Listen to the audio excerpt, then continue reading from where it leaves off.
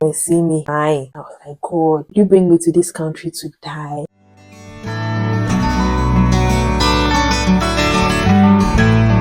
Hey lovelies, welcome again to my channel. My name is Sharry. On this channel, I talk about nursing and lifestyle in the UK. So if these are things that you love, please consider subscribing and joining the awesome family. So today, I'm going to be talking about my journey from Ghana to the UK. So first and foremost, growing up, I've always wanted to move abroad, not to work, but to school, to do my masters, PhD and all that. But life happened. Back to when I was doing my national service, started applying for schools abroad. In the school that was offering scholarship, I was up for it. I got a few of them. Some schools were offering me 40%. 40%. The rest of the 60%, where am I going to get it from? Who is going to pay? And my boyfriend at the time was also applying for scholarships for his PhD degree. So he actually introduced me to IELTS, like told me his friends are studying and going to the UK for nursing. I should also consider. I was like, okay, if the scholarship thing is going to frustrate me, I should probably write IELTS and go to UK for nursing and see where life takes us. So I started researching about IELTS, started studying. I took it so serious so that when he calls me and be like, what are you doing? I'll be like, I'm studying IELTS. And he'll be like, I'm the one going to write exam. Why are you studying like you're the one going to write the exam for me?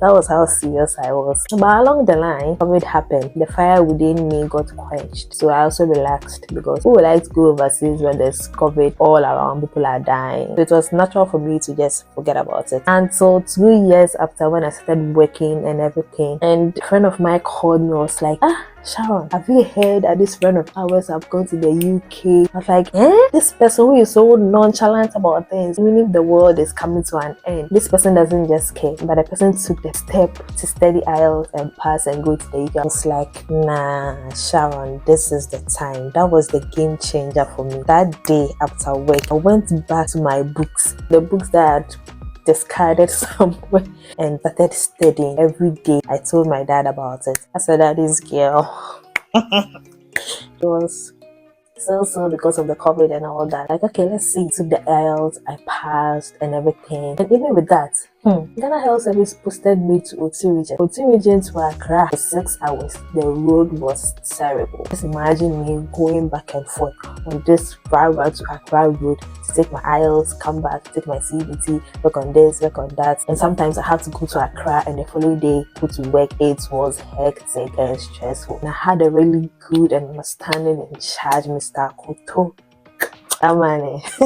He was really supportive. One day they requested for a document and I had no idea where I was going to get that from, but he came up with a solution for me, and Charlie, Mr. Kuto. So when I passed my IELTS and my CBT, my dad was like, oh, Sharry, I'm quite worried about you leaving Ghana because of COVID. The world is not safe out there and all that. So I was like, okay, I'm going to pray. It's God's will for you to go to the UK. May you get a hospital either May or June. So it became a prayer topic in the house. We were praying that, oh Lord, if you want me to go to the UK, please let me get a hospital May or June. And God being so good, I had my hospital in May. So it took it like, okay, that's God's answer to me into the UK. However, the day I was leaving Ghana, I was both scared and happy. I was scared of the unknown. I didn't know what to expect, but I took comfort in the fact that I had friends here who were in my school. I transited to Qatar. At that time, I think they were having a World Cup. I arrived in Qatar around 6:10 thereabouts.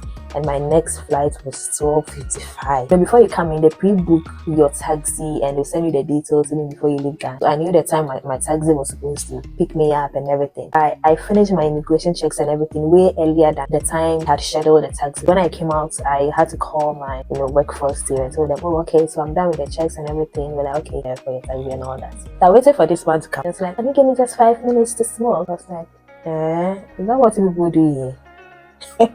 So when we finally left the airport, something happened. The way to the accommodation, I couldn't breathe properly. Like, have a very sharp, excruciating pain. It was so intense. Like, what is this? Then the nurse in me started thinking about all the weird stuff. Then I finally got to my accommodation. I couldn't even carry my bag. I was fine a few hours ago. What is happening? Before you come in, they will link you with another Ghanaian or another person from your country so that you can be communicating with the person before you come in. So they came to help me with my luggages and everything and sent me to my room and showed me what to do and all that. And when they left, I was like, God, what is happening? You could imagine me in a new country on my first first day and I can't breathe properly. So I just took my phone and googled my symptoms. Google was like, because of the long flight may probably be a deep vein thrombosis that may have advanced to pulmonary embolism.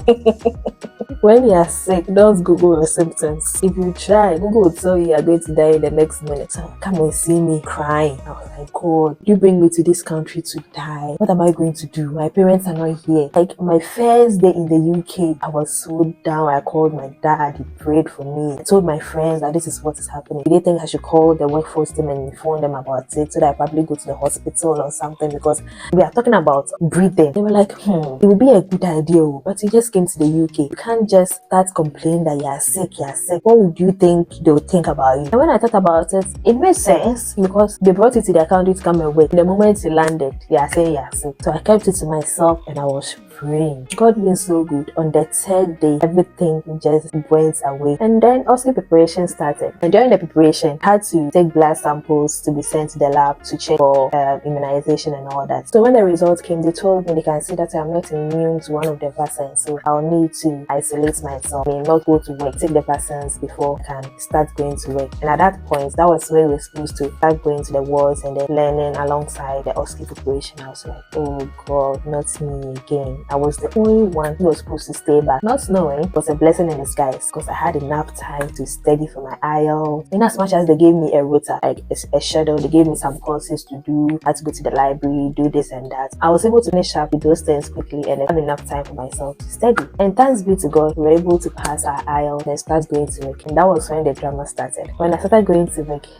some of the people are nice, but you know, we've got those other people that will make you feel like you don't know what you're doing. So at a point, I was losing myself. I was losing my self-confidence. I got to a point, started asking questions that the accent. Why did I even ask this question? Once I trust myself enough to do this, at a point I felt I was asking stupid questions. I'll ask a question, I'll be like, Sharry, you shouldn't have even asked this question. That was how low my confidence was. My self-esteem just dropped from here to here. It was bad. I was losing myself. When I'm going to work, I become anxious. I become worried. Even the day before work starts, it was terrible. It got to a time I told myself, no, if I continue like this, I'll just die because I'll go to work, the heart is beating. So I was like, no, I have to leave. And that was the best decision I made. That's one thing I love about UK. Easily change your world and go to wherever you want to go. You don't have to wait for your nurse manager or your matron to do yearly reshuffling before they send you to somewhere you don't even want to go. You decide where to go. I've settled, I'm still learning, and it's been great